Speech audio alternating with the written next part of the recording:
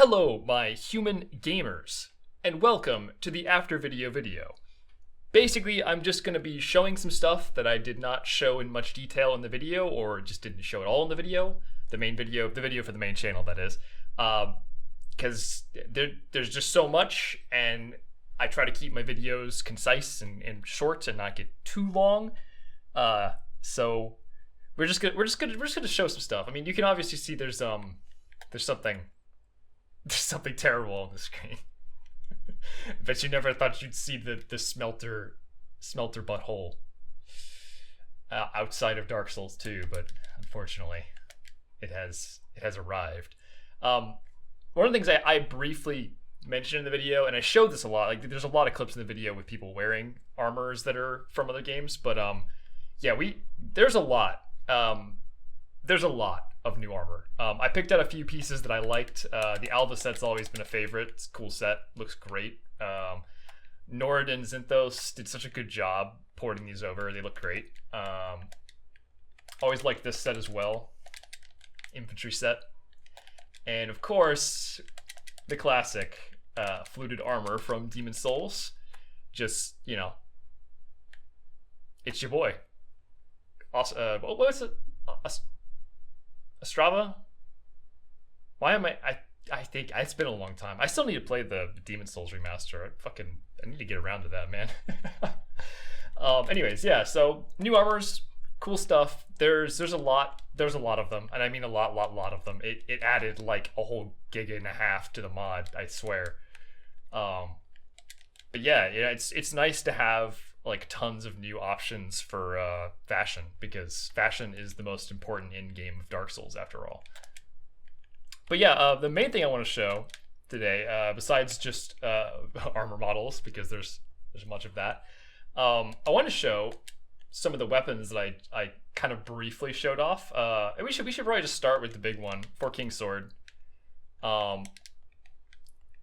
I think a lot of you have seen this model before of the Four King's Sword, in that it's a piece of cut content that was like not finished in time, and I went ahead and did my own version of it. So it has cool purple stuff when you swing it. You can kind of see it's a little faint, obviously, but it's there, and it has cool Four Kings magic, because Four Kings have very unique visual effects. Nothing else in the series like kind of looks like them. So I went ahead and, you know, I went ahead and took those boss visual effects and reworked them so they would be functional on a player. And yeah, you have this now. Very interesting weapon. A lot of people really enjoyed it in the testing. A lot of people were using it. I had to nerf it at first. It was actually a little busted at first, but it's fine. It's good now, and I think it's a cool addition to the game. And another thing that was cut content was the stick, which is just a joke. It's terrible. It's a stick. You hit people with it, but it does have a cool weapon art. Oh. Uh-oh. I think the weapon art is broken. Well, that's in the release build. I guess that's going to be the first bug in the bug list, is that weapon art is not working. Epic. Well, the weapon art is you throw a carving at someone and it does like a small amount of damage if it hits them. It's kind of like the pebble from Bloodborne. It's basically the pebble as a weapon art. Yeah, okay, cool. File's finished uploading. Thank you. Yes, so that's pretty funny. The first bug, I found it already. Great. I knew there was gonna be stuff I missed because, dude, I've been like crunch mode for the past week or so, like just working the entire day, like solving so much shit, so many bugs. I have fixed bugs beyond bugs at this point. So yeah, let's just move on. Short sword. So short sword in the base game is just a objectively worse longsword. It has the same moveset and it has the same speed. It's just less damage. Short sword in the mod has a mix of rapier moves, so it is like a stabbing sword, and it has like different moves, and it's just a little more fast, a little more agile than the the longsword. So if you want that like halfway between a rapier and halfway between a longsword, it's a pretty cool choice now. Stora's sword. This weapon was literally the worst thing ever in the base game. It was like pathetic. It did no damage. In the mod, it's got a lot more damage, a lot more scaling, and it has a unique attack. This is basically like a really weak force. It does a small amount of damage. Let's get it bonk. Yeah, so it does some damage, but not much. 100 damage is very low, especially I'm like level 189. Yeah, this is a character I made so I could just show stuff off. It's got a ton of levels. Yeah, so basically it's just an interesting sword that has a force attack that's useful. Flamberge, I think a lot of people who played the first version of the mod remember this. This thing is busted. It's been fixed. It's no longer busted, but it is still very good. And it has the blender, the special blender attacks that hit a bunch. It's now more focused on building up bleed than it used to be. This greatsword, so this one actually is interesting. I'll have to find an enemy to even show this. So one of the things they added in Dark Souls 3 was weapons having push boxes, which helps make attacks connect properly when it's like a big long attack. I went ahead and added something very similar to that, in that if you are like point blank on somebody and you do the flip, it pushes them into it. It's more clear on a player, I think. I'll try this guy. Yeah, it's kind of hard to tell what's happening. It's a lot more clear on like a player character than it is on these hollows. But this attack will now connect properly. If you hit someone with this attack in PvP, it will connect. Like, you can kind of see what I mean. It pushes them. It basically stun locks them if you hit them in the initial motion of it.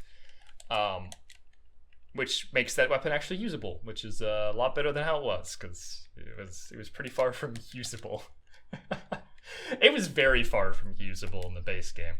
Yeah, another thing. So offhand attacks. I gave a couple weapons some of the spinny offhand attacks. Painting Guardian Sword is one of them, but you can now use the offhand. Like, you could change and combo between them, and it'll actually flow pretty well. And also you could parry with this, of course. But yeah, it's nice to have some options for the offhand, because offhand weapons in Dark Souls tend to be kind of useless. Dark Souls 2 made them really good, and then Dark Souls 3 undid that.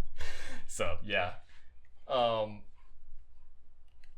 Moving along. Oh yeah, so the Vamos hammer. This got some pretty large changes in that it is now actually a weapon and not a joke. It has cool stuff. And it leaves lava. It's kind of like the Firelink sword in Dark Souls 3, except it lingers for more than like 1 millisecond. And also the one-handed version is like that. It's just a big blob on the ground. And this does damage. And my god, it was so annoying to make that work. It doesn't work very well even. Like, the lava doesn't glow properly. But it does last long. It's kind of hard to explain, but FFX editing is just a nightmare, and making that lava last longer than 1 second was a pain in the ass. Spear, I showed this in the video, and I love this, the spear throw. Obviously, I really liked the Follower's Javelin as a concept in Dark Souls 3, but it was a horrible weapon, like, unusably bad. So I did my own version of it. This animation is an animation I did 3ds Max. I guess I could show that. I don't know. I don't know how. Once again, I'm just gonna pop up in 3ds Max, just kind of show you guys what it looks like. That is, we are gonna wait for 3ds Max to load, which is gonna take a minute. But yeah, it's pretty simple. You throw a spear, and it does a solid amount of damage. It makes the spear an actual usable weapon, because in base Dark Souls, this spear is just an objectively worse, like statistically worse version of other spears, because it's the shortest spear, but it's not any faster than any other spear. So this actually gives it a purpose and something unique, something that makes you want to use it. And I would love to see people get like long range snipes with this, like hitting somebody from like across the map with like a perfectly thrown spear would be awesome. But it would probably take some serious skill to pull that off. That or luck. You know, sometimes the combination of the two is where it's at. Yeah, so I'll open up the directory of all the files for this. It's massive. Animation souls, and then DS1 spear throw. Yes, so this is what animations look like when you're actually working on them. You just the spear is just a tube because yeah. But like, yeah, the animation is pretty simple. The hand changing here is a little bit lazy. I kind of did it. The spear kind of just magically pops into the right spot, but it's fast and you can't really tell, so it's fine. And then yeah, big wind up, big throw. And then he pulls the new spear out of his ass. Like, you know, it's beautiful. But yeah, like animating, I've learned a lot about animating in the past 6 months. I have actually gone from inept at third-person animation to passable. I'm not going to say I'm good at it, because I've seen what good at animating is, and it's very impressive. But I would definitely say I'm passable now. I can get the job done. It may not be as pretty, but it will work. The hardest part I find is actually in motion exaggeration. When I first started working with third-person animations, I would under-exaggerate. I would make my motions too small and too light. And what I realized is that when you're animating, you actually want to go like stupid exaggerated. You want to like bend the knees all the way down and like really like lean back into a throw and stuff. Like it's actually interesting and something it's kind of unintuitive, I think. But yeah, it's neat stuff. Pike. All right, so this is another thing. A lot of spears now have this like bonk weapon art. This weapon art, what this is for is it is basically a kind of like a kick. It's like a heavy stagger on an attack that doesn't do very much damage. So like the main point of it is in PvP, it's like a hit confirm option. So like if someone's like about to wind up into something, you can basically like just bonk them and then get a free hit. It works really well because it breaks a lot of poise, but it also doesn't trade super well if you mess it up. So it works out. People who've tested said it was fun. It adds more depth to the game, which is what I wanted. And the pike in particular is one of my favorites because the pike has a really big back end to the pull. It's got a lot of junk in the trunk, so the hitbox is really big for this one, which is great. All right, Moonlight Butterfly Horn. Yeah, so I showed this in the video. I made it look OP. It's not OP, I promise. It is so hard to hit things with this because it takes so long to wind up. And the other thing is that, like, if you miss, they're just gonna walk around behind you and backstab you. Or if you're like fighting a boss and you shoot the boss with that laser, if you don't time it perfectly, that boss is just gonna kill you. Like, because you can't move, you can't do anything once you start that attack. So yeah, a lot of bosses will actually jump out of the way. I tested it on Gwen, and every time you shoot the laser at Gwen, he just sidesteps it. It's great. So very, very cool and very fun to use, but very hard to make effective use of. I think I hit one person with it in PvP. It did kill them, but out of 1 million attempts, I hit them once. Alright, so the Super Spin Scythe, yeah, this is also like I just thought it'd be funny to have a scythe that spins indefinitely. You know, it's another custom animation thing. Same thing with this. This has a push box. This weapon's been made a lot more fun because this attack now have a push box. You can actually use it in PvP, and if you time it right, you will destroy people. Same with Black Knight Halberd. I added a missing hitbox here, so this move right here actually hits twice. In Dark Souls 1, like vanilla, the first swing has no hitbox, so it's like just bad. Dark Hand actually gives the suck now. You drain health from people when you use it. It's still kind of hard to make use of, but it does have like scaling and stuff now. It's like passable now. It's not great, but I think you could make it work. Let's see, Beatrice Catalyst. So this is all of the catalysts now have like their own weapon arts for the most part. There's a couple of reused ones here and there, but most of them are unique now. And the Beatrice one is interesting because the Beatrice Catalyst is the fastest catalyst in the mod, and its weapon art is little soul darts.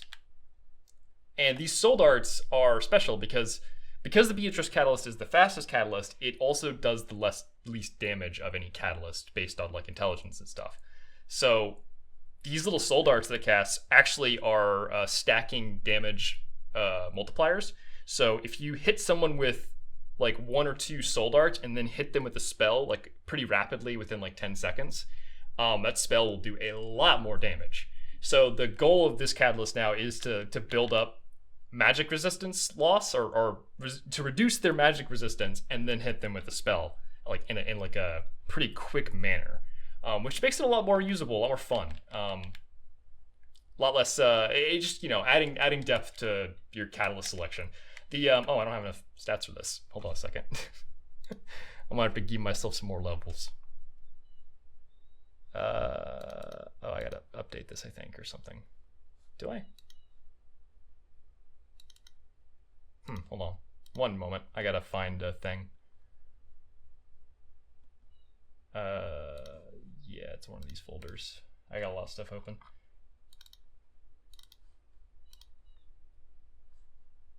There we go.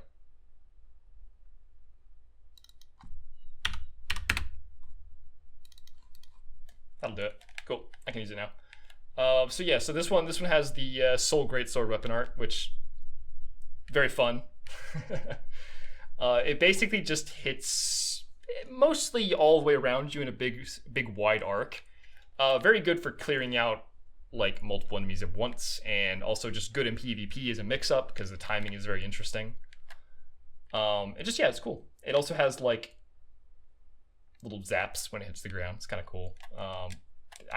I wanted to add this for the longest time. You can't add Soul Greatsword as a spell, sadly. I wanted it to be a spell originally, but there's like no reasonable way to implement that as a spell, so I went with making it a weapon art instead. The Demon Catalyst, of course, has the Coom. You just you just spam a whole bunch of dark stuff all at once. It's like a fire hose, man. It's ridiculous. Izalith Catalyst. So this one's very interesting. This is probably the one that took the most work. This actually has a very, very special property that I need to go grab stuff to show. All right, so a lot of you who know about that lore, you'll know that the Izalith in general, the witches of Izalith were all pyromancers, right? But they drop a staff called the Izalith Catalyst that does not cast pyromancies, and that makes me very sad because it should do that, right? Well, it's kind of neat. So this is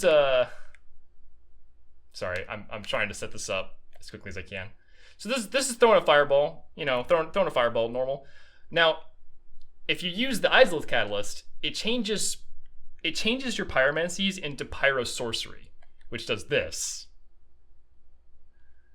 Same thing with like warmth. When you cast warmth with the pyromancy hand, it looks like this. I don't have to wait for that to wear off. If you cast Fire Tempest, you guys know what Fire Tempest looks like, but so like, you know, Fire Tempest, like that. And Combustion looks like that. Now, if I cast those same spells with the Catalyst, they are changed to sorceries. They scale with intelligence, and they have different casting animations. So Warmth looks like this. This. Fire Tempest looks like this. And Great Combustion looks like this. So this is, like I said, this took a lot of work to make happen, but it's a very neat thing. It's an actual lore change. Like I made one thing that was lore friendly. One lore friendly change in this whole mod. Got him. So like, yeah, it's neat to have this. I always wanted this because you know what's funny is that in the one of the beta tests for Dark Souls 2, they had this. You could cast pyromancies with the staff, and they acted like sorceries. But then they took that out in the actual release of the game, and I was so disappointed because I thought it was so cool. And what's even weirder is that Falcon in Dark Souls 2 can still do it because he has like special animations. He can cast pyromancies with his staff, and it's like, that's not fair. I can't do that. But so I just wanted to do this. I just wanted this to be a thing. And it's cool because you can now have like a proper like hybrid pyromancer intelligence build, and like have both sorceries and pyromancies casting at the same time. It's just, yeah, it's just neat. And a lot of work. It's fucking a lot of work. I wonder what else. What else should I show off? Because there's like, I went through most of the stuff that I like initially thought of. I mean, a lot of the stuff I already did show in my previous video as well, or at least different versions of it. I guess I can show some of the new arrows and bolts and stuff. You know, little things like having fire arrows that do damage like that. It's fun.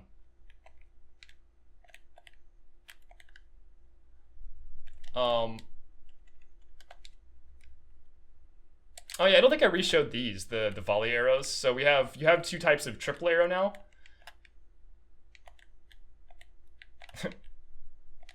So one of them is a horizontal arrow like this, and the other is vertical.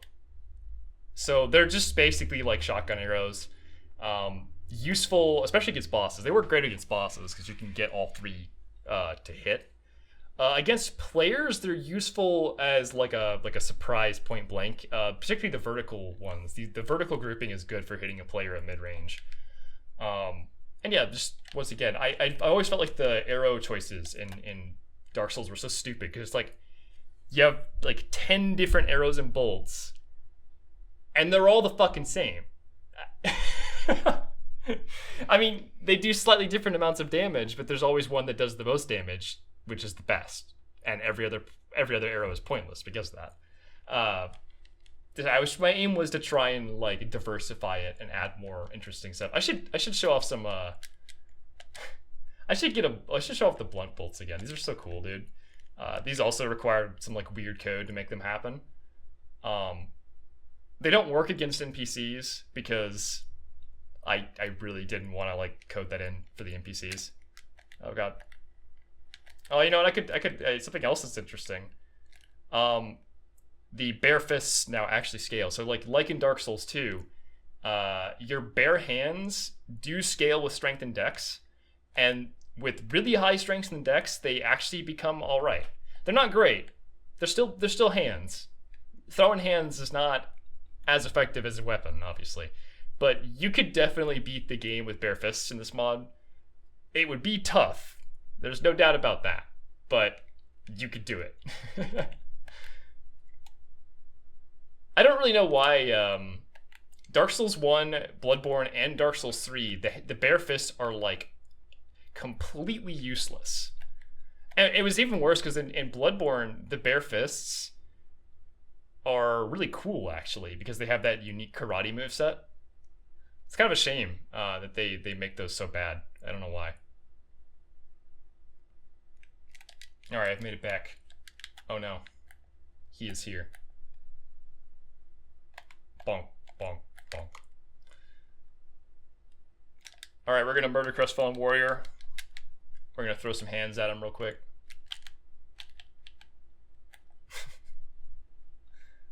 Alright, let's see if I can actually pull this off. Nope, not quite. Oh, there we go, baby. Finish the job.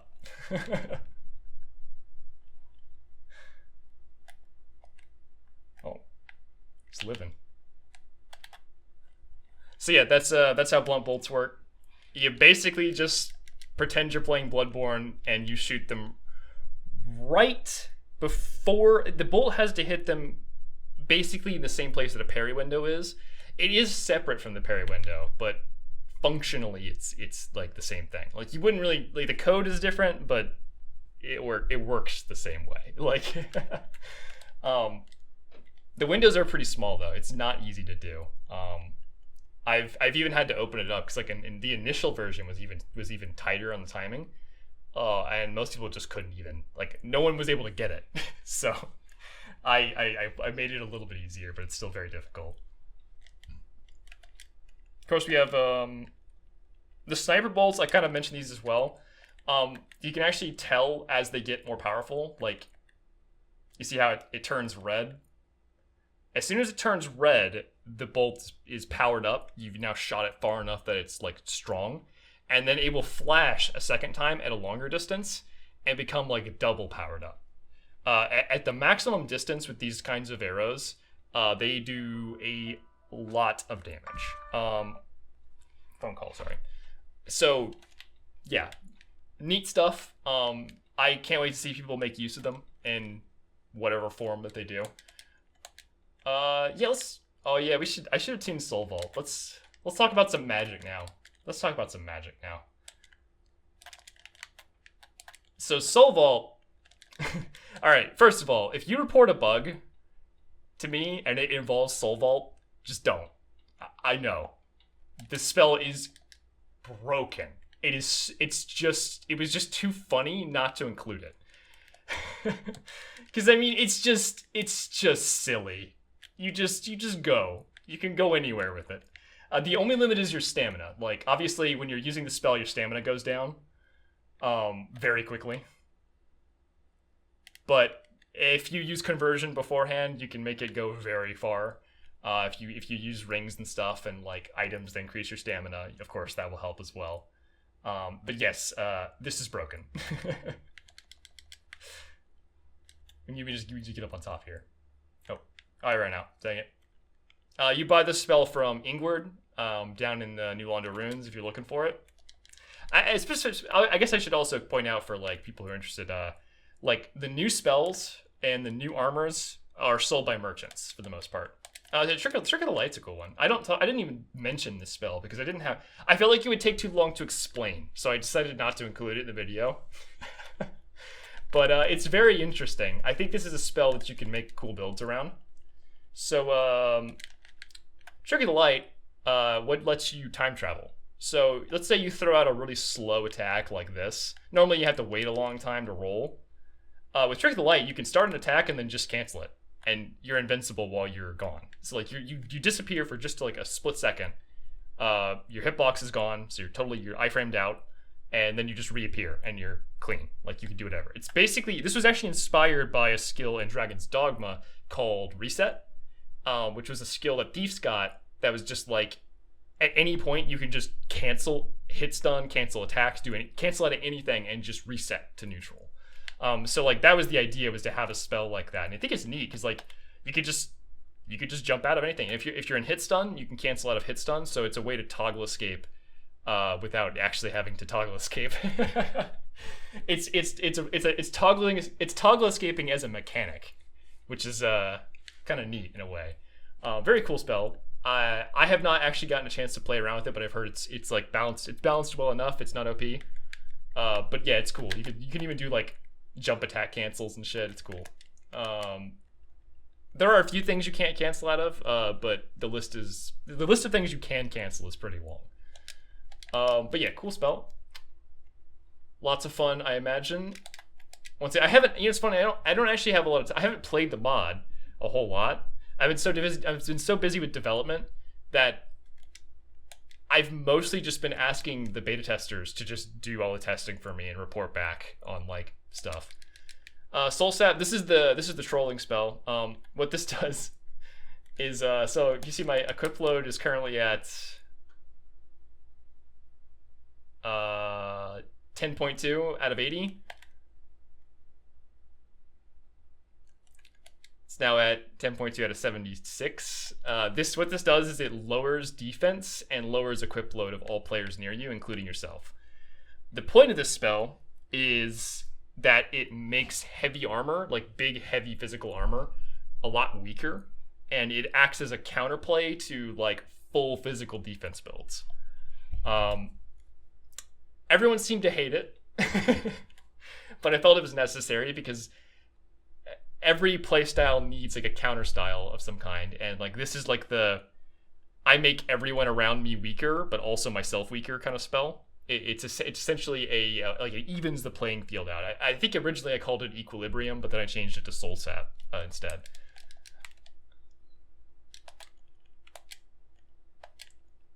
Dark Weapon, of course, makes your weapon edgy. It's very cool. What the spell does is it does not increase the damage of your weapon, but it lowers the defense of people you hit. So the idea is that, for example, if you have a dagger and you put Dark Weapon on a dagger, and then you hit someone 3 times, it adds 3 stacks of lowering their defense on them. Those stacks wear off after a few seconds, but like the faster you attack, like the more attacks you get in really quickly, the more powerful it becomes. So it's not good on big weapons. It's terrible on like great clubs and shit, but it's great on like curved swords, on rapiers, on daggers. Stuff that's light and fast is where you want to put this. And the opposite of this spell is actually now the new Crystal Magic Weapon, which I don't have equipped. But the new version of Crystal Magic Weapon is the dead opposite, in that it increases the attack power of weapons by a percentage, and it has a negative flat penalty.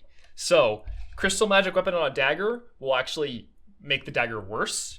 Crystal Magic Weapon on a Zweihander or a Great Club will make that weapon way better. So like these are kind of like the two polar opposites. One of them is designed for like rapid, fast hits and playstyles, and one is designed for big singular hits. And also, Crystal Magic Weapon still does the thing it used to do, which is when you hit someone with it, it debuffs them and makes them weaker to magic. So if you're playing like a spell sword, Crystal Magic Weapon will basically, you hit them with your sword, it debuffs them, and then you hit them with a spell. That's the kind of the way it's supposed to be used. Okay, what other spells? I'm sure I got some more. Oh yeah, Blackfish or Black Flame, and Power Within, probably too, but not quite yet. So Blackfish or Black Flame have been changed, and they are neat, and I like them. Black Flame, of course, so Great Combustion is just a forward flame. Black Flame used to be Great Combustion, but edgy. Now it's its own unique thing, where it creates flames all around you. Very cool, like it's a get off me spell. It pushes people away from you if they're like too close, and it just looks cool. I don't know, I just like the way it looks. And Black Fisher is a new one that does this. And the cool thing about this spell is it goes up walls. So very, very interesting spell. You could use it to mess with people, like having it go over terrain and stuff. It'll go down, but not always. Sometimes it won't. It depends on how high it is. It won't always go down. But yeah, cool spells. This one actually had some bugs that caused it to one-hit people at one point. It used to do damage on every frame, and that was a weird bug. So for a while, if you got hit by Black Fisher, it was like 10,000 damage in 2 seconds. You're dead. Power Within has been adjusted. Iron Flesh also got the same adjustment. I don't know. Do I have Iron Flesh on here? No. Okay. So Iron Flesh got adjusted, and Power Within got adjusted. They now cast really fast, but they also have shorter durations. So Power Within only lasts for like 20 seconds now. It's still just as good as it always has been, but instead of it being like a full minute, oh no, it was 100 seconds, I think, actually. So instead of being 100 seconds, it's now just like 20 seconds, and it casts instantaneously, meaning it's better as like a it's your Kaioken as it would be. You use it, it's a short burst of super powerful damage, and then it's gone. I think this is a better design for it, because old Power Within was kind of an all or nothing thing. This allows you to select it as an option in a situation. If you need it, or like when you think it's a good time to use it, you should use it, as opposed to just either you have it or you don't have it. That's all there is to it. Iron Flesh is the same way. It only lasts like 10 seconds, but it makes you like unbelievably tanky, like stupidly tanky for like 10 seconds. I have not had a chance to like play with it much. I just know that when you use it, you ain't taking no damage. Let's see. I think we've covered most of the stuff that I can, like, off the top of my head think about right now. There's a lot of stuff. I mean, the majority of the mods content does kind of lie in the arenas, and there are a lot of arenas now. Unfortunately, you can't really play arenas solo like this. You need players to actually do these arenas. But there are a lot of them now, and yeah, I think it's great. It feels like a proper, like, multiplayer experience now that we have 13 options for maps. I think Lockout is still my favorite personally. I really like that map. Lockout's super fun. Shellet's super fun. Ivory Tower's super fun. There's of course Miyazaki. So the point of Miyazaki, this was done as a joke, obviously, to have it be him. But when you're in multiplayer, normally you cannot, like, change your spells in multiplayer. Once you are an invader or a white phantom, your spells are locked in. There's no changing it. What this does is, in multiplayer, while you are in a match doing PvP with your buddies, you can come back to the lobby without leaving the game and go talk to Miyazaki and have him change your spells. You can also upgrade stuff and use your bottomless box as well. It's basically a sort of a bonfire. It's like a multiplayer bonfire. It doesn't heal you, it doesn't reset enemies, but it does let you, like, reconfigure your character on the fly. So that's the point of this. It's a good change. A lot of the people who actually PvP a lot really appreciate that this is now a thing, because it kind of sucked to be a caster, because once you picked your spells, you're locked in. Whereas melee builds are like, I can just have every weapon in the game in my inventory and use whatever I want. So that was a good thing to have. And I think it's probably good for now. Obviously I'm forgetting stuff. There's just so much stuff, dude. It was like 8 months of development, and we have accomplished so many cool things. Oh, I didn't talk about this. Rat Ring. I guess I'll quickly talk about this. So Rat Ring is like the Flynn's Ring, but different. What it does is it increases your stats just in general. It just makes your character better. You just better. But it cuts your equip load in half. And if you are not light rolling, so like if I put on a bunch of armor with a Rat Ring, you can't roll anymore. Like, your roll is completely gone. You just fall over instead. It's great. The ring, the lore of it is that the Rat Ring makes you really, really agile. Or no, sorry, what the Rat Ring does is it enhances your balance, but it makes you unable to carry heavy objects. So Rat Ring is, if you're running super light armor, if you're just running if you're completely naked, if you're doing like a naked build with a great club, like Unga Bunga caveman style, this is the ring for you. And of course, Squirrel Ring, I showed this, the best ring, because it lets you jump. Oh, well, it lets you jump if you jump. This is so janky. It's implemented in a really weird way, but it does work. You can actually jump up on top of stuff. And you can also get out of bounds. Very easily get out of bounds. Yeah, I think that'll wrap it up. Okay, so I'll try to have more videos in the coming weeks. There's one big video on the way that has tons of new stuff in it. So I have another video that I'm working on that's going to be a big main channel video. But I'm also going to try, I'm really bad about this. I'm horrible at consistently releasing content, but I'm going to try and put out more stuff. I promise. I will try to put out more stuff. But for now, have a good day, everyone, and I hope you enjoyed the mod, and I hope you enjoyed the video, and yeah, just reload that battle rifle. See ya.